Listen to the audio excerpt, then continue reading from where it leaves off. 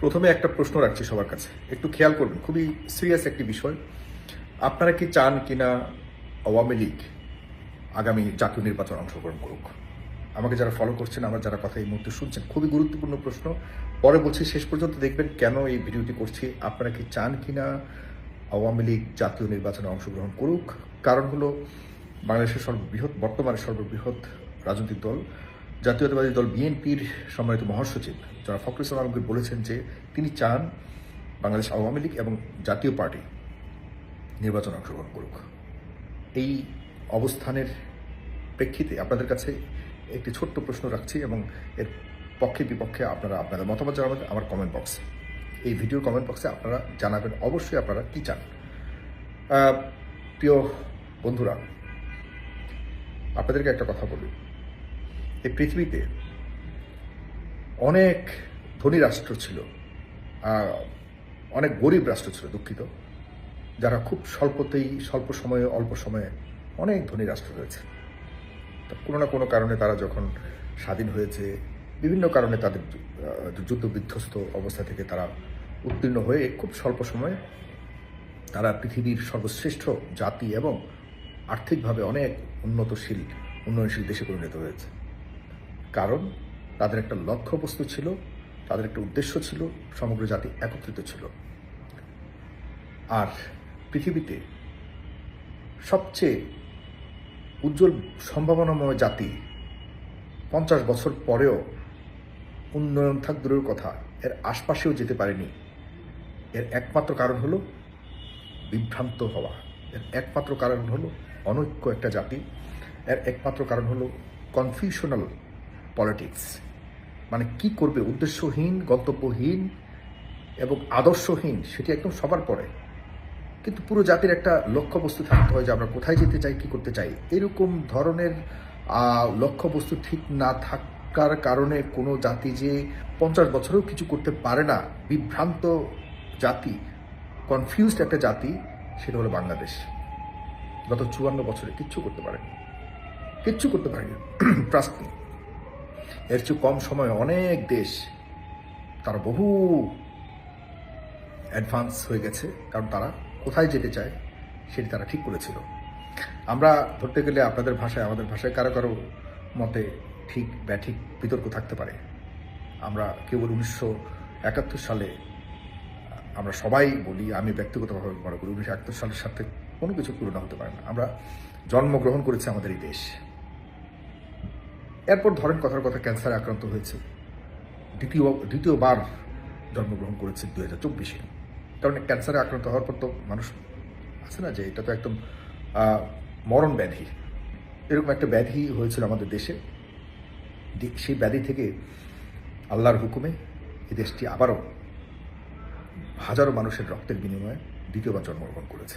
সুতরাং একটার সাথে আরেকটা তুলনা যেন করা যাবে না, যেমন করা যাবে না আবার একটার সাথে আরেকটাকে তুলনা করে ছোট বড় হিসেব করাও ঠিক হবে না। আমি 2024 যেহেতু আমরা দেখেছি, আমাদের চোখের সামনে রক্ত ঝরিয়েছে, আমাদের সন্তানেরা, আমাদের ভাইয়েরা, আমাদের ছাত্র জনতা।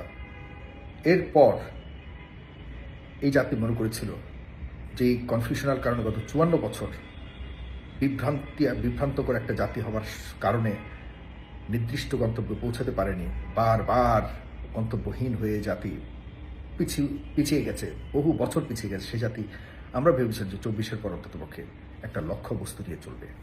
কিচ্ছু হয়নি, বিশ্বাস করুন, কিচ্ছু হয়নি। দেখুন, গত 15 বছর শেখ হাসিনার সরকার ক্ষমতায় ছিল, তাকে বিএনপি বারবার ফ্যাসিস্ট বলেছে, বিএনপি বারবার বলার চেষ্টা করেছে যে এদেরকে ক্ষমতা থেকে নামাতে হবে, নতুন সরকার গঠন করতে হবে, তাদের কর্মী সমর্থক নেতাদেরকে মানে কি বলবো অভূতপূর্বভাবে নির্যাতন করেছে, নিপীড়ন করেছে, জামাত ইসলামের নেতাদেরকে নিপীড়ন করেছে, অন্যান্য সকল দলের নেতাকর্মীরা কম বেশি সবাই ভয়ঙ্করভাবে নির্যাতিত হয়েছে।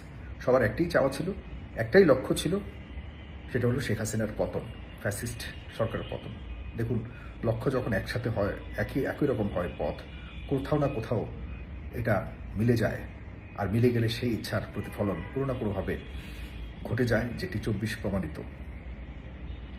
তো সেই লক্ষ্যবস্তু তো একদিকে ছিল, এর পরের যে বাংলাদেশের লক্ষ্যবস্তু সেটি এখনো পর্যন্ত এক করতে পারেনি। আজকে জনাব ফখরুল ইসলাম আলমগীর বলেছেন যে তিনি চান জাতীয় পার্টি এবং আওয়ামী লীগ নির্বাচনে আসুক। উনি ওনার মতো একজন ব্যক্তি, যিনি সাবেক মন্ত্রী, যিনি একজন সব্যসাচী রাজনীতিবিদ, যিনি বহুদিন যাবৎ একটা বড় দলের দায়িত্ব নিয়ে এই দলটাকে টেনে এই পর্যন্ত নিয়ে এসছেন। সুতরাং উনি আমাদের থেকে অনেক অনেক ভালো জানবেন, বুঝবেন, এটা স্বাভাবিক। ওনার এই মন্তব্য ডেফিনেটলি উনি খুব চিন্তা ভাবনা করেই করেছেন। কিন্তু প্রশ্ন হলো, উনি যা চান, ওনার দল কি তা চান? উনি যা বলেছেন, ওনার দলের কথা বলেছেন, উনি যা চান তাকে ওনার দলের লোকজন চান? তাহলে দেখুন ফারাকটা কোথায়। উনি যা চাইছেন ওনার দল তা হয়তো চাচ্ছে না। তাহলে ওনার দলের মানুষও বিভ্রান্ত হলো, সরকারও বিভ্রান্ত হচ্ছে, এই দেশের জনগণও বিভ্রান্ত হচ্ছে, খোদ আওয়ামী লীগ নিজেরাও বিভ্রান্ত হচ্ছে। তাহলে ওনার মতো মানুষ, এত বড় দলের প্রধানের দ্বিতীয় প্রধান স্থানে থাকা একজন মানুষ যখন এমন মন্তব্য করে, তখন এই মেসেজটা মানে কার জন্য কি মেসেজ উনি ছাড়লেন, বললেন?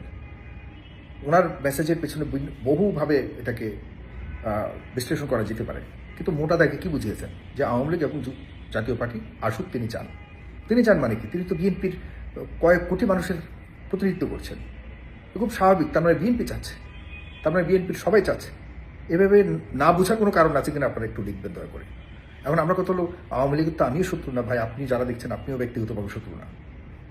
আওয়ামী লীগের রাজনৈতিকভাবে প্রতিদ্বন্দ্বিতা পক্ষতা করেছেন আপনারা দীর্ঘদিন যাবৎ, আপনারা রাজনৈতিকভাবে সরাসরি নির্যাতিত হয়েছেন, যে কারণে আপনাদের পক্ষ দেওয়ার কারণে বহুভাবে বিভিন্ন উপায়ে বিভিন্ন কারণে আওয়ামী লীগের শত্রু হয়েছে এদেশের কোটি কোটি মানুষ। এখন এই কোটি কোটি মানুষদের চিন্তা ভাবনাকে এক পাশে রেখে আপনারা ভিন্ন ভিন্ন চিন্তা ভাবনার একবার এক এক রকম অবস্থান প্রকাশ করেন। এতে কি বিভ্রান্ত হচ্ছে না মানুষ? কোথায় যাবে মানুষ? আপনি জনাব ফখরুল ইসলাম আলমগীর থেকে শুরু করে বিএনপির যারা শীর্ষ নেতারা রয়েছেন, বিএনপির তারেক রহমান রয়েছেন, আপনাদেরকে স্পষ্ট করতে হবে আপনারা সামনের নির্বাচনে আওয়ামী লীগকে চান কি চান না। এখানে সরকার কিচ্ছু না, এই সরকার, এই বর্তমান যে সরকার ডক্টর মোহাম্মদ ইউনূসের নেতৃত্ব রয়েছে, এরা কিচ্ছু করতে পারবে না। শুধুই আমাদের টাকা পয়সা নষ্ট করতেছে। এই যে উপদেষ্টাগুলি আছে, এগুলি সম্পূর্ণভাবে মেরুদণ্ডহীন কয়েকজন মানুষকে শুধুমাত্র এখানে আমরা এই মৃত্যুর আগে কিছু ভালো সময় দিচ্ছি, তারা খেয়ে পড়ে হুট করে একজন তো মারা গেলেন, আল্লাহ তাকে ব্যস্ত নসিব করুক, আর কয়েকজন একই রাস্তায় আছেন। আমরা সবাই মারা যাবো, কিন্তু এই মানুষগুলি ডেফিনেটলি আমাদের বহু বয়স, অনেক বেশি বয়সের ভারে এমন নুজ্জ অবস্থায় আছে, তারা দেখা যাচ্ছে যে ঠিকমতো অফিস করতে পারে কিনা সন্দেহ আছে। এরকম কয়েকটা মানুষের হাতে আমরা আমাদের স্পর্শকাতর একটা মুহূর্তকে আমরা দিয়ে রাখছি। তাদের এই দায়িত্ব নিয়ে বা তাদের বিষয় নিয়ে আমি এখন কিছু বলতে চাই না। আমি বলতে চাই জামায়াত ইসলাম এবং বিএনপি বা বড় বড় দলগুলো তারা কি চাচ্ছে এগুলি যদি স্পষ্ট না করি, তাহলে এই মানুষগুলি যেভাবে চতুর্দিকে মার খাওয়া শুরু করেছে, যেমন খোদ জনাব ফখরুল ইসলাম আলমগীর নিজেই আজকে নিউ ইয়র্কে গিয়ে জনাব ডক্টর মোহাম্মদ ইউনূসের নেতৃত্বে এই এনসিপির দুজন গেছেন, তারপরে অন্যান্য দলের কয়েকজনকে নিয়ে তিনি যুক্তরাষ্ট্র সফরে গেছেন। সেখানে সবাই কিন্তু ডিম মারা খেয়েছেন, ইচ্ছা মতো মারা খেয়েছেন। তো এই মারা খাওয়াটা ভালো মেসেজ দিচ্ছে না। আমার কাছে মনে হয় না যে বিগত আমলে যখন বিএনপি সারা বিশ্বে শেখ হাসিনার বিরুদ্ধে বিভিন্ন উপায়ে প্রতিবাদ তারপরে প্রতিরোধ করেছিলেন, জামায়াত ইসলাম সহকারে তারা একসাথে সারা বিশ্বের বিভিন্ন দেশে যেখানে আওয়ামী লীগ সরকারের প্রতিনিধিদের কাছে তারা একটা মোটামুটি সহনশীল পর্যায়ে কিন্তু প্রতিবাদ করেছিলেন। তারা ব্যানার হাতে ধরে দাঁড়িয়েছিলেন, তারপরে তারা ফেস্টুন, তারা দেখা যাচ্ছে বিভিন্ন উপায়ে একটা সিম্বলিক প্রতিবাদ তারা করেছেন। সেখানে দুই একটা বিচ্ছিন্ন ঘটনা ঘটেছে, শামীম ওসমানের সাথে যেটা ঘটেছে সেটা নিয়ে হয়তো বিতর্ক থাকতে পারে, কয়েকটা ঘটনা ঘটেছে। কিন্তু এত বছর পর এত বড় রক্তপাত আন্দোলনের পর এই আওয়ামী লীগের যারা পতিত বিভিন্ন পর্যায়ে মন্ত্রী এমপিরা একদম নির্দিষ্ট অভিযুক্ত হত্যাকাণ্ডের অভিযুক্ত তারা এই দেশ থেকে বের হয়ে গিয়ে তাদের অপরাধের কোনো ধরনের বালাই না করে তারা কিন্তু পাল্টা যেভাবে হিট করছে, এটি সত্যিকার অর্থেই আমরা বিভ্রান্ত হচ্ছি যে আসলে তাদের ব্যাপারে কি হওয়া উচিত। আমি এর চেয়ে বেশি কিছু বলতে চাই না।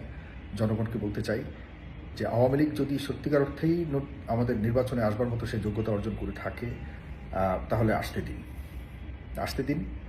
আমি মনে করি যে আসলেই আওয়ামী লীগ এসে বিএনপি বা জামায়াত ইসলামের এই যে বিভ্রান্তিকর অবস্থান, এটাকে মোকাবেলা করুক। এই কয়েক মাসে জামায়াত ইসলাম বিএনপিকে মানুষ দেখতে পাচ্ছে তারা কতটুকু কি করতে পারছে না পারছে বা পারবে সামনের সময়। সুতরাং বিএনপির শীর্ষ নেতারা আপনারা আওয়ামী লীগকে ভালোবাসা দেখাবেন আর অন্যান্য মানুষগুলি আওয়ামী লীগের বিরোধিতা করে তাদের শত্রুতে রূপান্তরিত হবে, কী দরকার ভাই? কারণ এই কনফিউশনাল অবস্থান নিয়ে কখনোই কেউই নিজস্ব গন্তব্যে পৌঁছাতে পারবেন না, কোনোভাবেই না।